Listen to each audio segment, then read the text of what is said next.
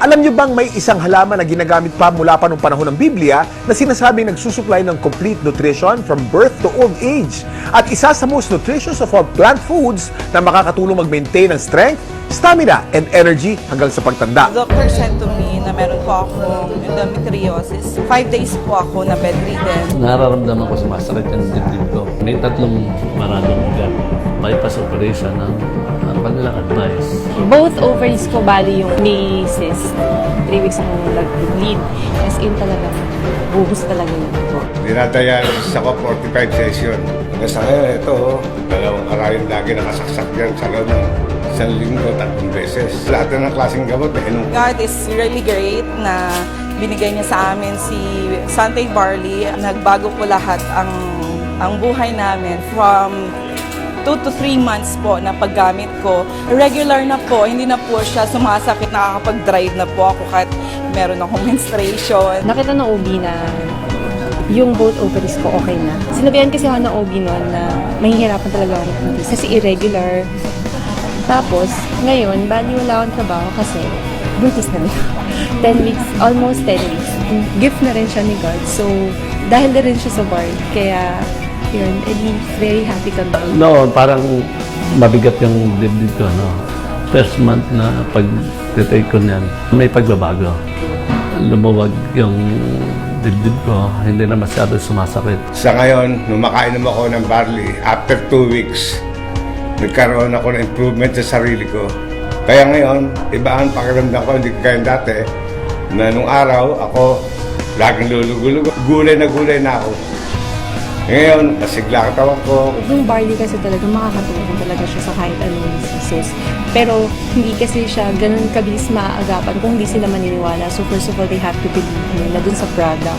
Kasi totoo talaga siya. Ang bilis ng progress. Hirap kasi magkasakit sa panahon ngayon, lalo na ang hirap ng buhay. Nagkaroon na kasi ako ng ulcer. Unang-una, hindi ako nadudumi. Every 3 days ang dumi ko. Hindi normal yun eh. Inaatake pa ako ng ulcer. Kasi mahapdi yun sa sikmura. Nag-try ako 1 week ang tinake ko, juice. Pure barley juice.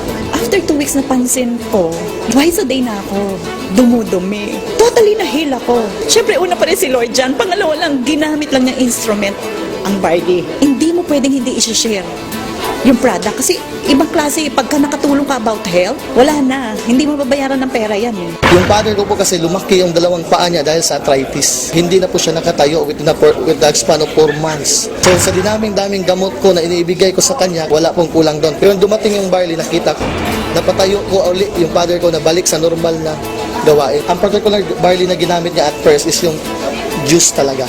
Yung powder form na barley.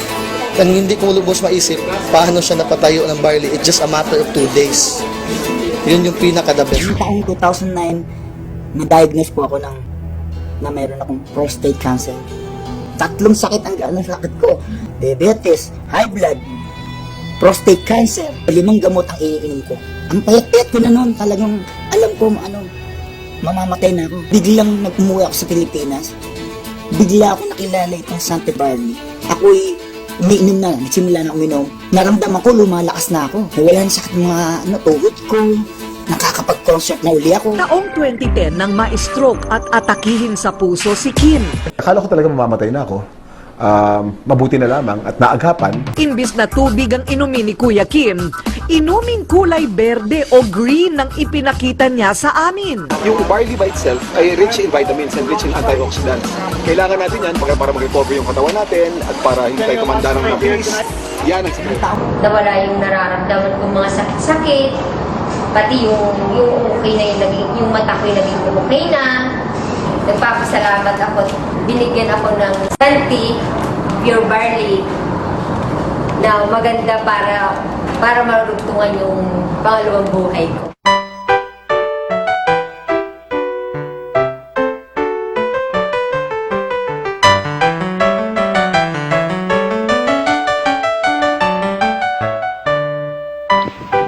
Ano ina mo ay? Barley? Itong barley, actually, pwedeng inumin ng kahit sinong tao. Okay? So, hindi mo kailangan magkasakit para uminom ng barley.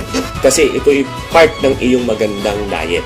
It will assure you of a better health in the future. So ano bang hinihintay nyo? This is Kuya Kim, and I'm on grass.